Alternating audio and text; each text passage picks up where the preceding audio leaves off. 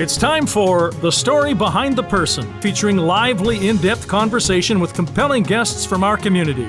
And here is our host, Jonathan Van Bilsen. Hello and welcome to this episode. My guest today is Rob Messervey, president of the Scugog Lake Stewards. We'll learn all about the issues facing Lake Scugog, environmental regulations, and a massive upgrade program in the works. We'll also get a glimpse into Mr. Messervey, his accomplishments, and his involvement in the community. We'll be right back after these messages. Top care with top stylists. Book your next hair appointment with Port Perry's award-winning hair salon, Rosario Greco Styles. The hair experience you deserve. Book today. Call 905-985-0099.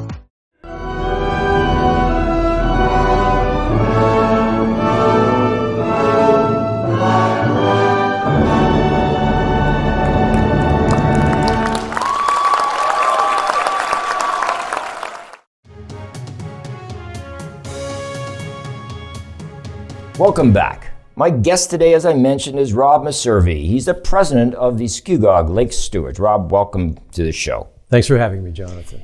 So, Lake Scugog is very near and dear to everybody who lives in North Durham, without question.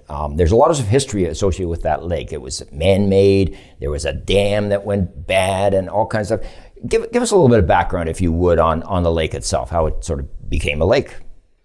Well, Lake Scugog is an impressive lake with a tremendous history. In fact, we had Paul Arculus, a local historian, speak to our annual general meeting back in April and gave us some phenomenal oversights of some of the history behind the lake. But the lake was really created from a couple of tributaries of what's now the Scugog River, draining off the Oak Ridges and Moraine. Right. It was created actually way back in the late 1820s. 1827 was the beginning of the construction of a dam by a man named Purdy.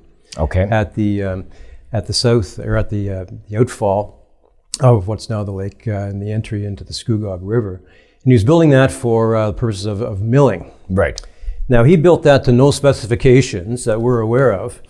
And the consequent flooding really had a major impact on agricultural land, on timberland that was adjacent to these smaller water courses. There was a lot of wetland involved as well, but it raised the water levels several meters.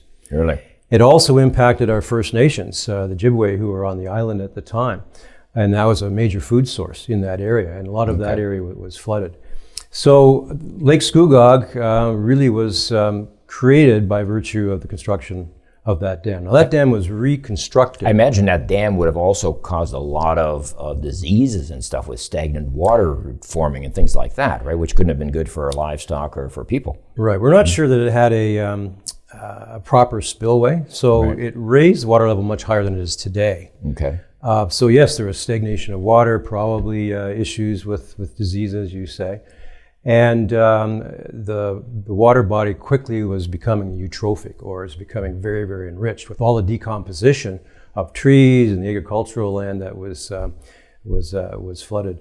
Eventually, I think about the 1833, 1834 time frame, he was required to reduce the level of the cap of that dam and brought it down to an operating level that we see more like today. Right. About 250 meters above sea level. So the lake today is largely as a result of that dam construction. Right. And that lake is relatively shallow by lake standards, right? You're not going to go diving 40, 50 feet into Lake Scugog, right? That's correct, Jonathan. People are surprised when I'll ask them, do you know what the average depth of Lake Scugog is? And they'll say 8, 10 feet. Actually, the average depth of Lake Scugog is somewhere between 4.5 and 5 feet. So that in itself creates a challenge in trying to look into the future and how do we protect and enhance not only the water quality, but also our ability to effectively utilize the lake for various purposes. So, right.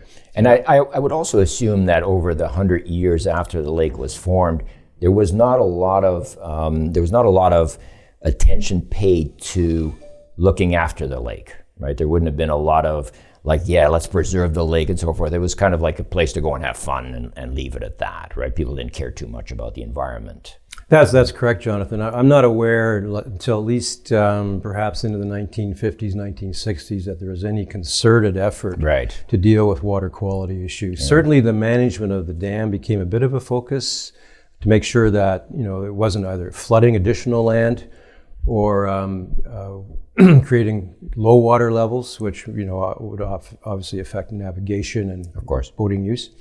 But yeah, it wasn't until in the last 50 or 60 years, I guess, we've seen some concerted effort to enhance the lake. Which is obviously a very positive move. Now, where does the Oak Ridge Moraine fit into this whole project, or does it? Yeah, it's really critical to the lake. Lake Scugog is challenged hydrologically. It's not a flow-through lake. Like, doesn't receive water from other lakes like the other Kawartha lakes do. Okay. It receives predominantly its water from precipitation and from flows from local streams and in rivers. So the Oak Ridge Moraine, which is a large ridge to the south, it's part of a 160 kilometer long geological feature. It's about 1,000 feet of sands and gravels, and it was basically brought together by two ice sheets that, when they melted, left this large feature of sands and gravels, and it's a wonderful rain barrel. It intercepts. But the moraine would also feed other lakes, right? Not just Scugog. Being 160 kilometers long, it will feed other lakes as well, right? So it's a very important integral part of it. It's a hugely important geographical feature. It is the headwaters of over 80 rivers, creeks, and streams, which flow both to Lake Ontario, heading south, and then to the north up into Lake Simcoe, like the Holland River system. And I know the Oak Ridge Moraine has been around as long as time has been, but it has only been protected in the last little while, right? That's correct. The province finally, through legislation, the Oak Ridge Moraine Conservation Act was passed in 2001, and followed up by a conservation plan in 2002. It's really been 20 years, Jonathan, that the moraine has had provincial level policy protection. Right. I'm directly involved with a committee of the Oak Ridge Moraine group through the Greenbelt Foundation, and that is giving us a lot of ability to ensure that any new development on the moraine is sound development. It's really important. Is there a time limit on this, or is it forever, the protection of the moraine? Well, that legislation will be in place as long as, I guess, the government decides that it's a sound piece of legislation, which we all agree. So without that, so for example, if they were to put hundreds of subdivisions on the moraine, that would be detrimental to Lake Scugog and many of the other lakes, correct? Absolutely, and that's one of the principal tenets of the Oak Ridge Moraine Conservation Plan, is to really restrict any form of development in areas particularly that are very sensitive ecologically. There's natural core areas, and there's countryside, which are areas that will allow some type of recreational development. But yes, full-scale residential type development is prohibited in a large part of the moraine. That's a wonderful part of that act and plan. Yeah. And I live on a moraine, so I know one of the reasons that we moved there is because nobody is going to build near me, which is perfect. The downside is when I wanted to expand my deck and put a pool in, there were a lot of barriers, but justifiably. So let's get back to the lake a bit. So they built an official dam. Somebody came in who knew what they were doing, built the official dam from Mr. Purdy, who then probably continued his milling operation. Lake Scugog became what it is. I have difficulty understanding where the island is. I see a peninsula because of the causeway that goes across, but was that an island at one point? That bottom half, do you know? In essence, it was. I think it was in the south side where the Osler Marsh currently is. It was an expansion of that area, and water levels were a little higher in those early days after the Purdy Dam was constructed. Okay. And with the building of the causeway, which now is Highway 7A that goes across, I think there was some filling of that arterial. Yeah. So it's now land connected, but in essence it was an island by virtue of a wetland. So we'll keep the name Scugog Island, then we won't change that. The lake is not without issues, right? You mentioned somewhere off camera that it's an old lake. It's getting old, or it's aged. Do lakes have an actual lifespan? They will without proper care. Like if nobody looks after it. Right. Without proper care and attention, yes, lakes can age. And there's a process called eutrophication, which is a natural process for some types of lakes, depending on their dynamic, of gradually with additional nutrient and sediments and lack of attention, can become stagnant and become overgrown with vegetation, and can really lose its ability to function as a lake.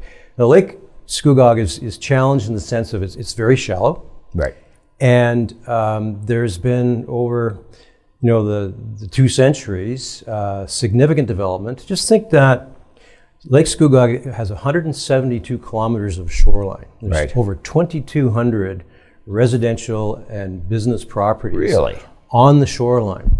And there's got to be a huge impact in terms of nutrients and chlorides, contaminants that flow into the lake as a result of that. So it's the lake in one sense is an asset and it attracts people. It's a jewel for the township and for the region.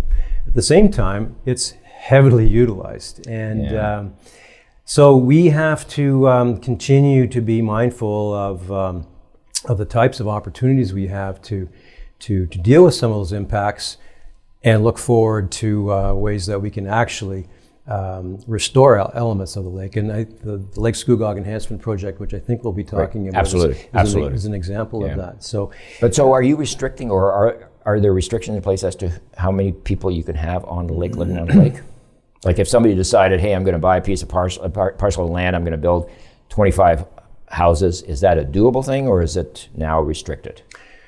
Well, I think, Jonathan, the official plan and the zoning bylaw of the township and the region will control densities, will control setback requirements.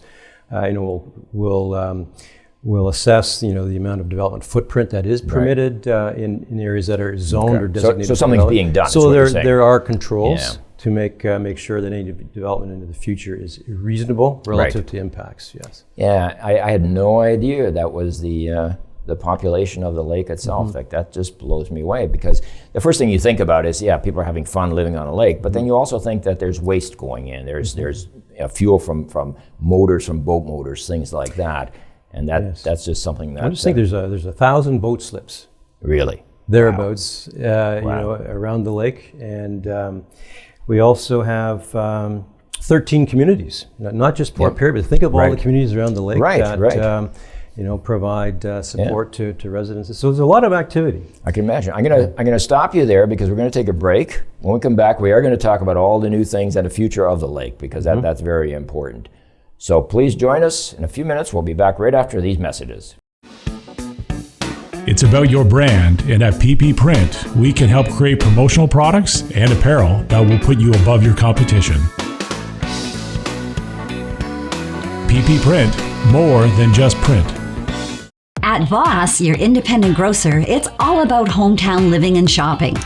Owned and operated by Port Perry's own Terry and Christine Voss, the independent grocer carries many local items to support our town and its residents.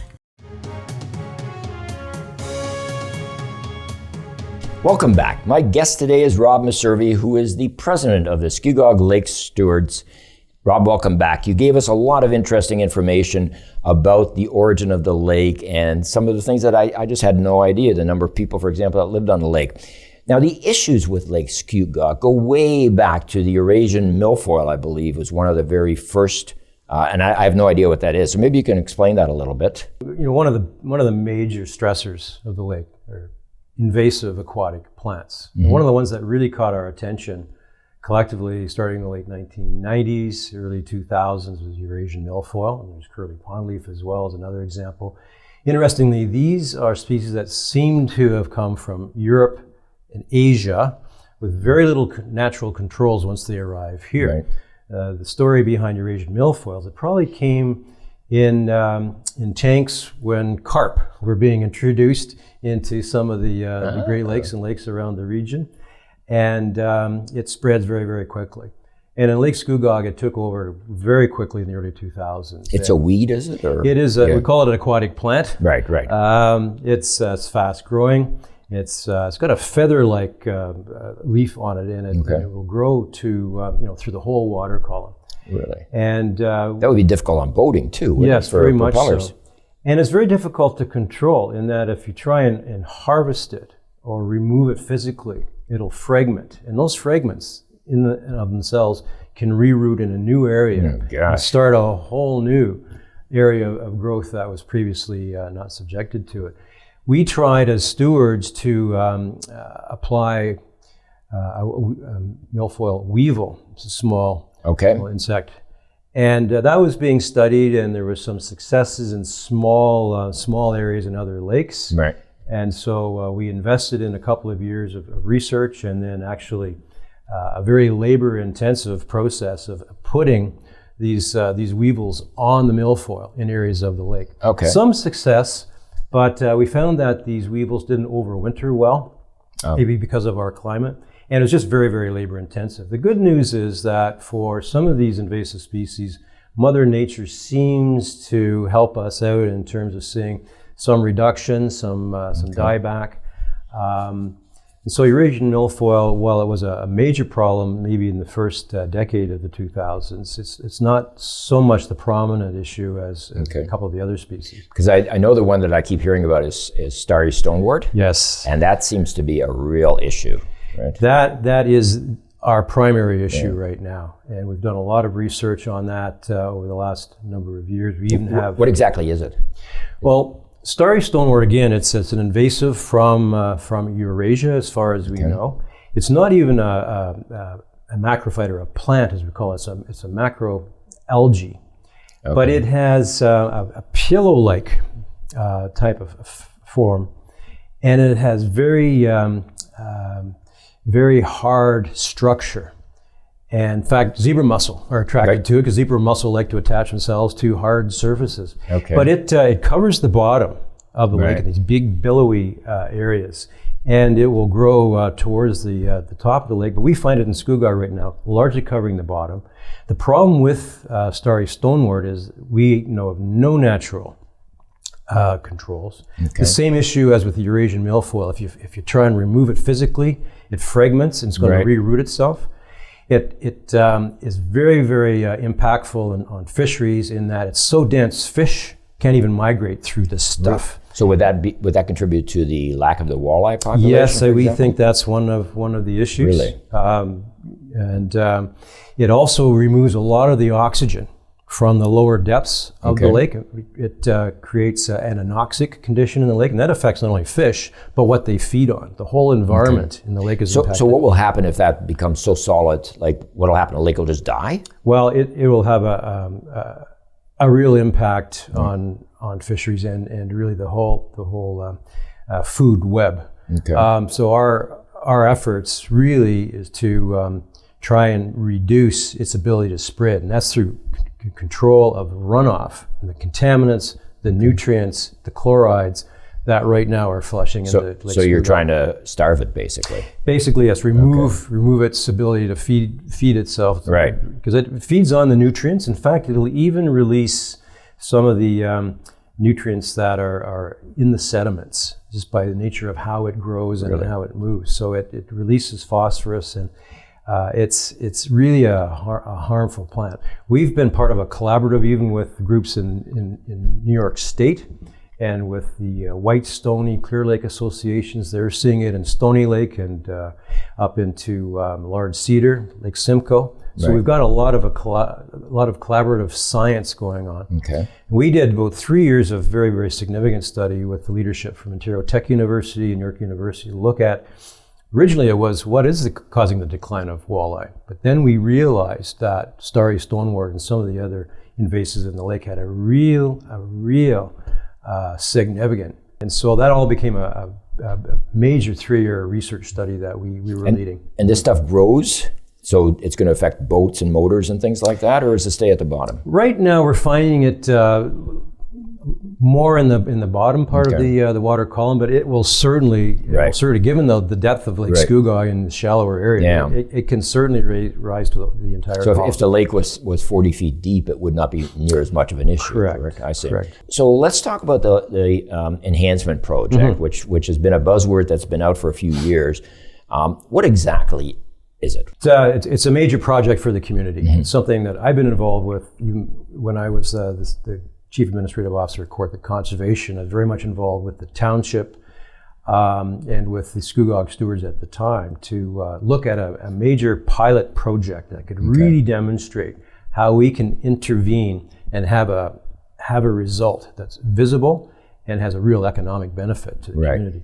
So Lake Scugog Enhancement Project, it came out of recommendations from a Lake Scugog Environmental Management Plan that the Kawartha Conservation Authority prepared for council, and the Port Perry Stormwater Management Plan, same thing, it was a plan taken to council.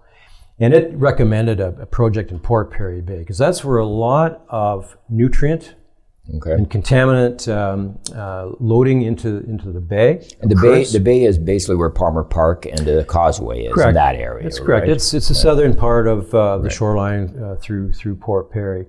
And we had done a lot of sediment analysis, water quality analysis as a conservation authority in preparing the Lake Scugog Environmental Management Plan. So we know that the storm sewer discharge points, like at Begwating and Casimir and Curtis Road, they're major contributors of not only a contaminant-laden discharge, but also sediments. And those sediments they've been accumulating on the bed of the lake as well, and having a significant impact.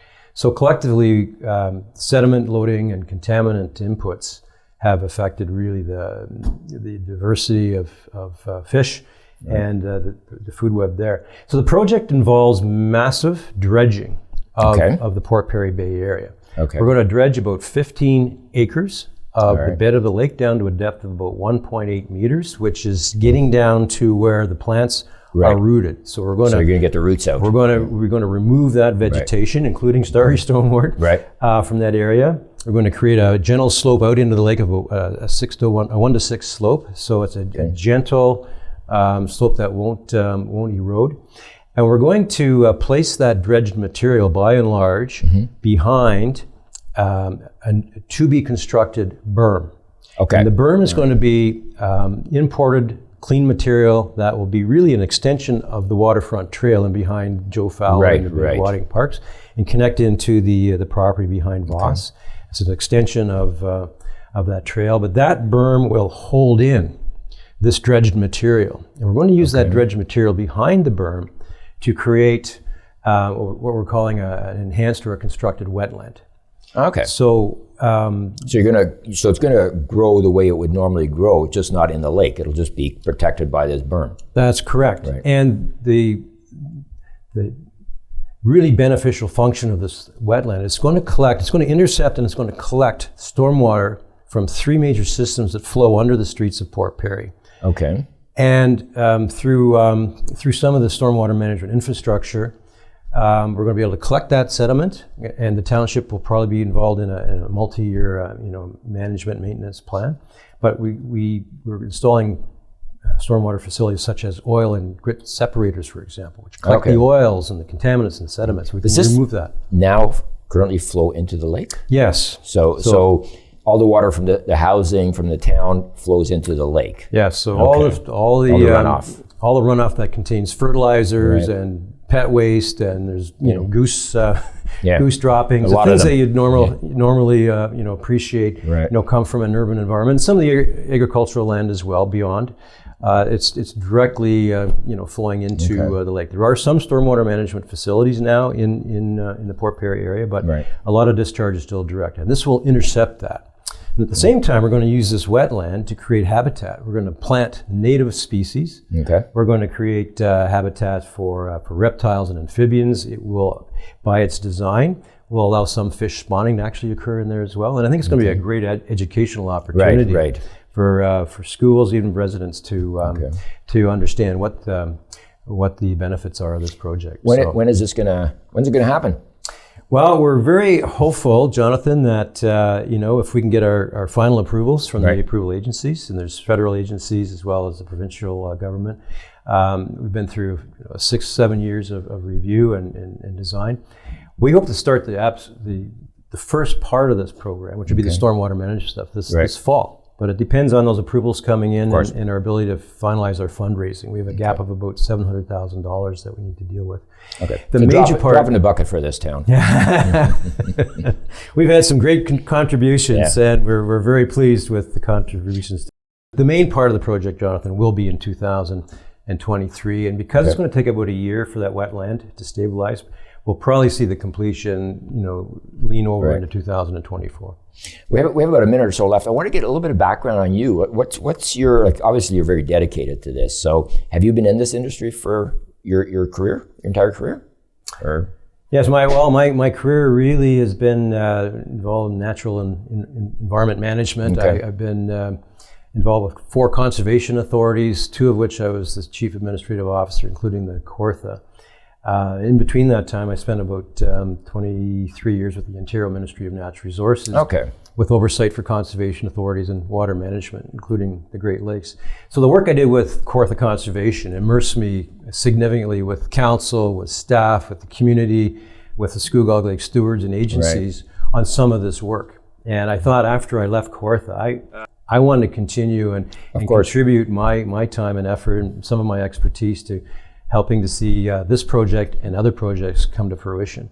Unfortunately, our time has come to an end. It always goes very quickly. The information that you shared was extremely interesting, from the history of Lake Scugog to the issues that exist and the fact that something's being done about it, and that's a big thing. It's been great to have you on the show. I learned a lot, and it's been very interesting. And thank you all for watching as well. Please join us every month right here to find out the story behind the person on Rogers TV.